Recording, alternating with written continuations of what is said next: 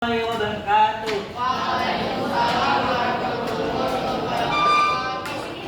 Ini kakak mau perkenalan diri dulu nggak nih? Oke.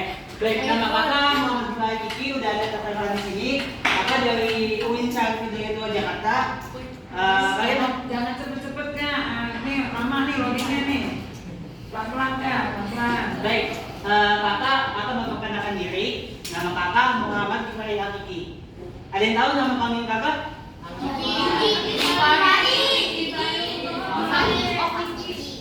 Baik, nama panggilan kakak bisa dipanggil dengan Kak Gifari ya. Kalau kamu apa jangan. Baik kakak, ada yang tahu kakak dari mana?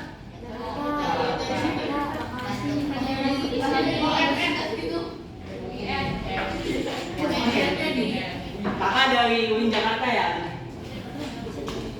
Ada yang tahu kakak dari jurusan apa? Islam, agama, Salah. fisika, olahraga, matematika, Ada yang tahu? masuk taekwondo. Baik, ada yang tahu ya? Jurusan kakak itu dari pendidikan bahasa Arab. Ada yang tahu kan bahasa Arab? Oh, baik. Kita mulai aja ya. Ana mahirun bi lugatil Kita akan belajar Al-Quran dan bagi pedoman hidup. Nah, kita akan belajar misi-misi yang kita akan pelajari itu yang pertama Al-Quran dan sunnah pedoman hidup. Yang kedua definisi dan fungsi Al-Quran. Yang ketiga kandungan ayat Al-Quran atau yang bisa kita kenal itu tafsir Al-Quran. Untuk keempat ini kita pelajari definisi dan fungsi sunnah terhadap Al-Quran. Yang kelima kita akan mempelajari fungsi akhir terhadap Al-Quran. Yang keenam kita akan menerapkan Al-Quran dan sunnah dalam kehidupan. Yang biasanya di sini siapa ini? Yang menerapkan Al-Quran dan sunnah dalam kehidupan. Angkat tangan. Yang biasanya menerapkan Al-Quran dan sunnah. Angkat tangan. Nah ada ya? Baik, kita akan lanjutkan misi-misinya. Yang ketujuh itu yang terakhir, hikmah berpegang teguh dengan Al-Quran dan sunnah. Baik, kita akan belajar Al-Quran dan sunnah pedoman hidup. Apa sih Al-Quran? Al-Quran itu sebagai pedoman dalam kehidupan yang biasanya dalam bahasa Inggrisnya itu the way of life, yang artinya menyimpan beribu-ribu informasi penting yang dapat menyelamatkan manusia. Kalian belajar, kalian menghafalkan nggak nih biasanya? Ya. Baik, kita lanjutkan ya. Al-Quran ini telah mengabarkan kejadian-kejadian yang belum dibayangkan oleh manusia yang akan terjadi pada masa itu, seperti berita kekalahan bangsa Romawi. Ada yang tahu nggak nih berita bangsa Romawi ini? Ada yang pernah baca? Oh, pernah dengar? Kita lanjutkan ya. Roma ada ya? Roma ada. Nih, kita lanjutkan. Al-Quran itu mampu memberikan solusi bagi manusia yang mau bertanya dan mencari jawaban yang ada di dalamnya. Nah, Al-Quran ini juga tidak semata-mata akan menjadi solusi nih. Semata-mata akan menjadi solusi bagi mereka yang jauh dan berlari menghindari darinya. Ada yang mau ditanyakan? Hanya maksudnya apa itu yang terakhir? Paragraf terakhir. Memberikan solusi bagi manusia. Contohnya apa coba? Ada yang tahu nggak contohnya apa Bisa nih? kasih contoh. Hah? Nggak ada yang bisa. Coba seandainya kalian sedang dalam tekanan masalah, kemana larinya? Kolam. Ngapain kolam? Air. Oh, sholat. Iya, betul ya. Kalau misalnya curhat ke temannya, jangan kasih tahu temannya ya. Diem-diem ya. Kira-kira temannya bakal kasih tahu nggak? Bakal. Kalau curhatnya sama manusia bisa bocor. Walaupun di embel-embel jangan kasih tahu teman-teman ya. gue begini-begini. Tapi kalau curhatnya sama Allah, dikasih dibocorin nggak sama Allah? Enggak. Bahkan disiapkan solusinya. Siapa yang pernah doa sama Allah terus dikasih solusinya? Wih, hebat. Banyak, ya. Itu artinya apa? Kamu sudah ada chemistry sama Allah. Ya Allah, kalau aku ada masalah, aku curhat sama kamu ya. Tolong kasih jalan keluarnya ya. Nah, seperti itu ya. Al-Quran memberikan solusi dari setiap permasalahan kita. Kalau terus yang terakhir tuh, jika dia menjauh dan berlari, Noah, jauh dan berlari menghindari Al-Quran, apa yang terjadi? Kamu lihat orang banyak mendapat masalah, terus larinya ke dugem, larinya ke narkoba, minum-minuman keras, stres, bunuh diri, ya, fotomamer, depan sekolah. Oh, di depan sini banyak, kalau malam-malam orang banyak minum-minum.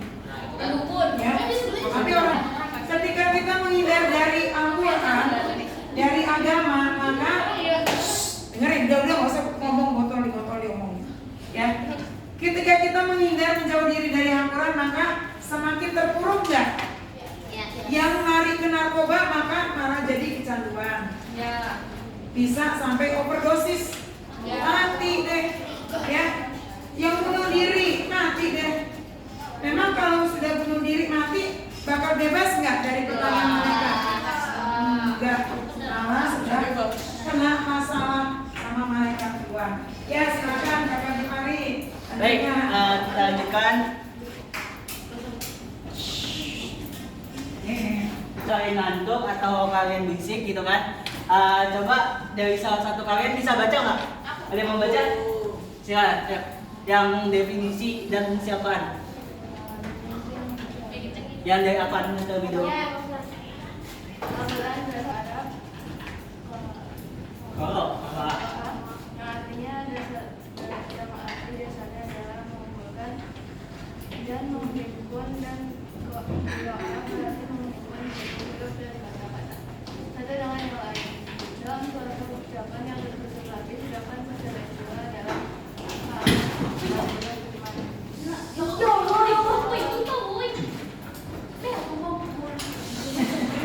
Tadi udah jatuh, sekarang jatuh lagi. Yang kayak tadi. Terus udah, lanjut. Lanjut.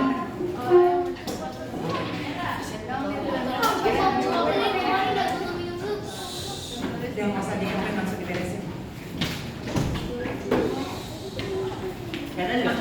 Maskernya dibuka biar jelas suaranya. Kelihatan nggak? Kelihatan.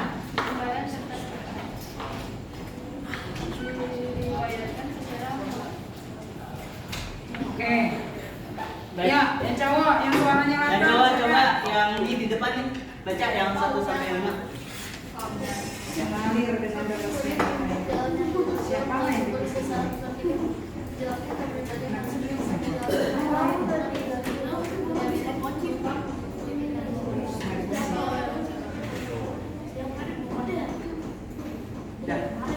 Cepet banget bacanya.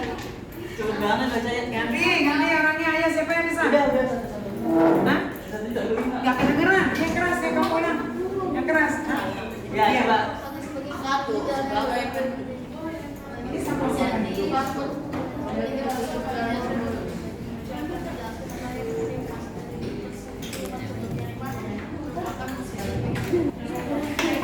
Ya, udah bacanya.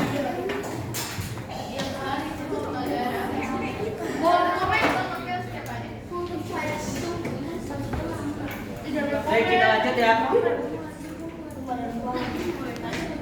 Nih,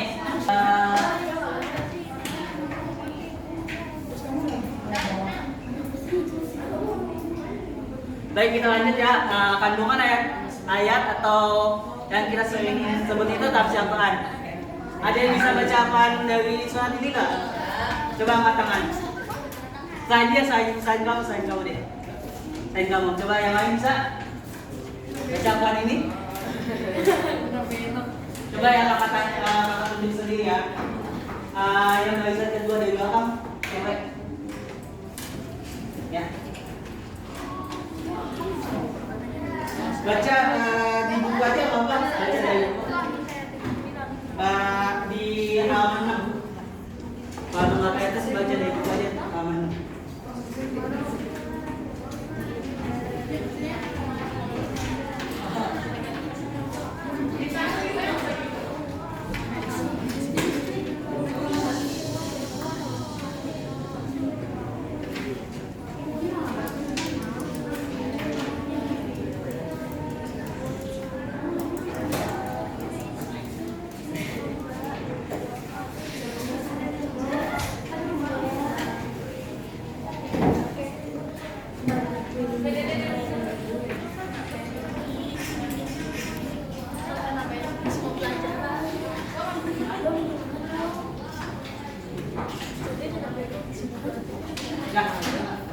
Nah, baik kita lanjutin ya, daripada ada yang ngantuk.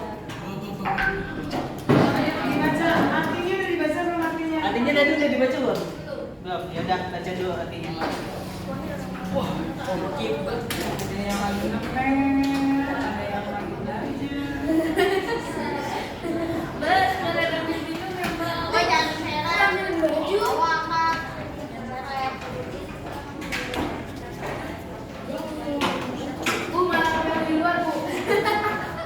Memang itu banget sebenarnya biar kamar.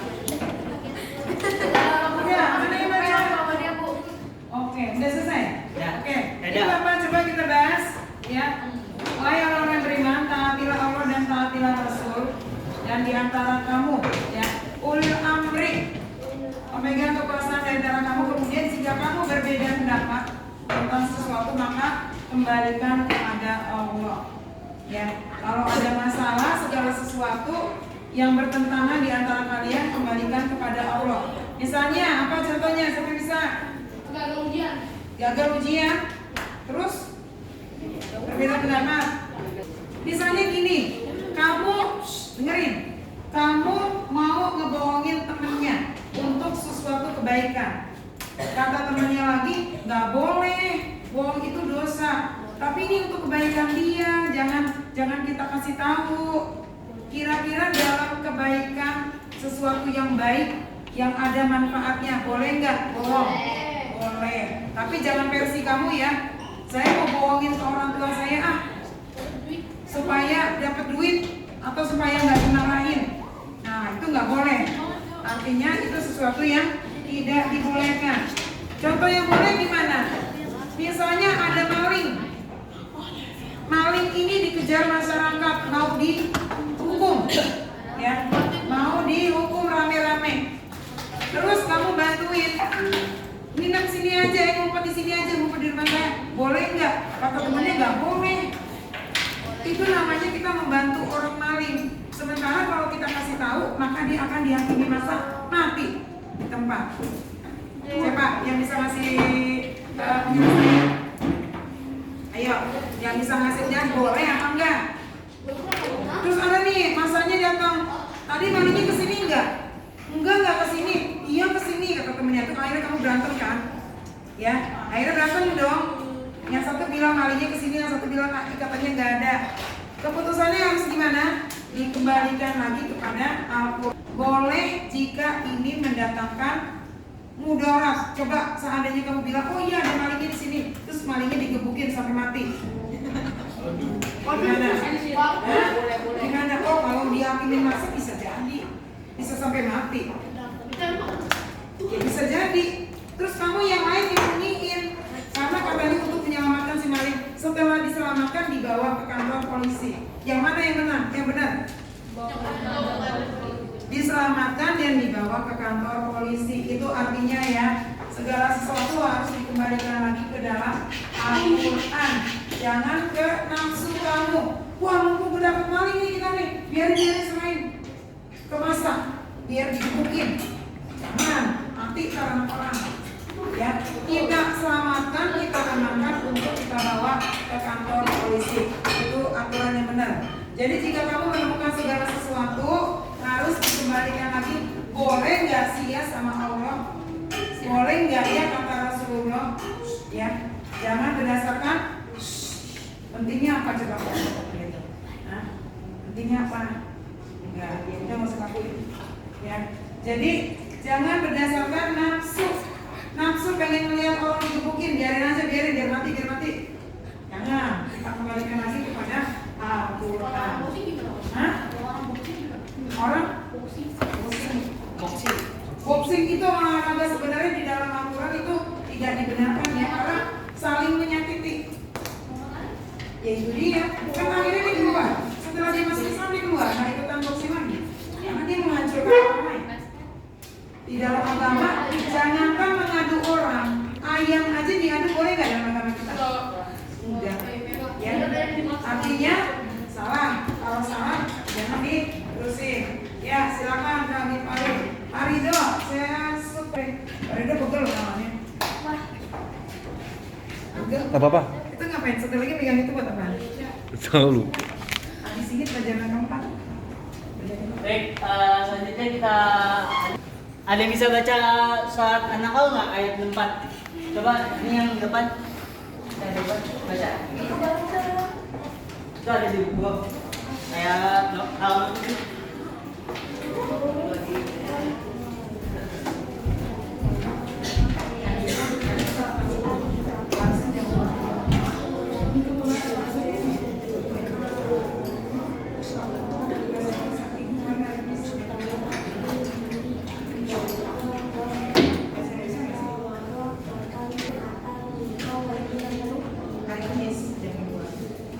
Baca sama ini sekalian.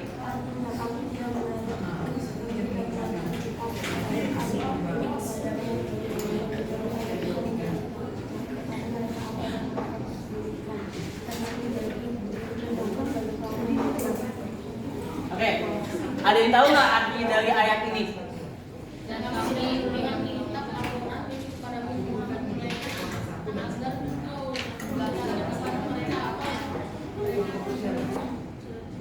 Nggak ada yang tahu ya? Ada yang tahu? Baik, Allah itu telah menurunkan Al-Quran dengan tujuan agar Al-Quran itu menjadi penjelas bagi umat manusia. Akan ada di dari An-Nahl ayat 4. Kami tidak menurunkan kitab Al-Quran ini kepadamu Muhammad. Muhammad ini bisa jadi juga buat manusia juga ya. Melainkan agar engkau dapat menjelaskan kepada mereka apa yang mereka perselisihan gitu, serta menjadi petunjuk. Di sini udah ada penjelas di ayat 4 ini serta menjadi petunjuk dan rahmat bagi orang yang beriman. Kalau kalian orang beriman itu akan menjadi petunjuk, apa itu? Sudah paham? Oke, kita lanjut ya. Baik, kakak akan menjelaskan pengertian sunnah. Sunnah atau hadis merupakan sumber hukum yang kedua setelah Al-Quran. Sebagai orang muslim ada dua hukum yang harus kita pegang teguh. Tahu nggak? Dua sumber hukum itu yang kita harus pegang teguh. Ada yang tahu? Apa dua sumber hukum yang harus kita pegang dan kita bawa dalam hidup kita? Ayo, siapa yang tahu? Nah, itu pelajaran SD loh. Dua sumber hukum yang harus kita pakai dalam kehidupan kita dan dia menjadi pedoman. Sumber hukum dua. Itu ada apa ya? Ada yang baca kan di sini ya? Sekarang sunnah. Sunnah ini fungsinya sebagai apa? Sebagai apa? Itu di buku di depan ada Mbak. Sumber yang kedua setelah Al-Quran. Sunnah ini apa isinya? Pernah dengar nggak sunnah Rasulullah? Apa isinya? Hadis. Hadis itu bisa dari perkataan, dari perbuatan, bisa dari ketetapan yang Nabi Muhammad atau Rasulullah lakukan, dan dia sebagai pedoman. Sama seperti Al-Quran, dia pendukung dari Al-Quran. Oke, lanjut. Baik, kakak akan menjelaskan apa itu sunnah. Ada yang tahu apa? Ada yang tahu? Oh, nggak ada ya? Yaudah, kakak jelasin ya. Sunnah itu segala sesuatu yang bersumber dari Nabi Muhammad, baik perkataannya, perbuatannya, atau takrir. Ada yang tahu takrir itu apa? Takrib. Sudah tetap. Baik, ketetapan ya. Selanjutnya, sunnah itu juga bisa dari tabiat dari Nabi Muhammad. Terus budi pekerti atau perjalanan hidupnya. Kayak misalkan Nabi Muhammad sunnahnya itu seperti sholat. Oke, siap. Pas masuk masjid itu kan sholat sunnah kan. Ada yang pernah kalian sunnah itu? Sholat sunnah? Nah, Sunnah. terus lanjut ya. Maka apa itu artinya hadis? Hadis itu seperti perkataan, perbuatan, takrir yang berketetapan yang bersumber dari Nabi Muhammad. Ada pula ulama yang menyamakan hadis itu dengan sama dengan sunnah. Terus khobar itu ada yang tahu apa? Segala sesuatu yang mohon atau disampaikan kepada Nabi Muhammad. Ya benar. Khobar itu segala sesuatu yang berasal atau disandarkan kepada Nabi Muhammad dan selainnya. Terus atsar ya. Atsar itu bisa kita artikan itu sesuatu yang disandarkan pada sahabat dan tabiin. Tabiin itu sama dengan sahabat, baik berupa perkataan atau perbuatan. Udah dipahami atau ada yang masih bingung? Mau ditanyakan? Ya. Gak ada yang mau ditanyain. Kamu masih bingung? Nanya aja. Nanya aja Pak Bapak. Mumpung nanyanya gratis, nggak bayar. Kalau bayar repot. Nah, Ada yang mau ditanyakan sebelum coba kita lanjut? 7 sunnah Rasulullah. Sunnah itu berarti segala sesuatu yang dilakukan oleh Rasulullah. Ya, sunnah juga bisa berupa hadis, percakapan, bicaranya Rasulullah. Bisa juga ketetapan. Siapa yang tahu 7 sunnah Rasulullah yang sering kita dengar? Kita sebelum itu kita dengerin dulu ya dari Pak Indo. Dibesarin aja, dibesarin. 7.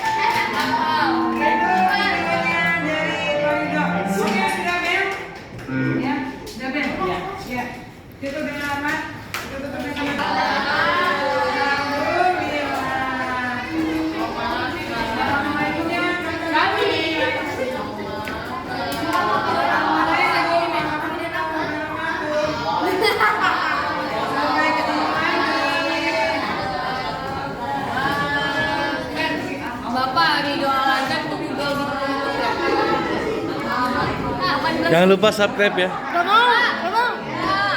Kita direkam aja, Kak. Direkam kan?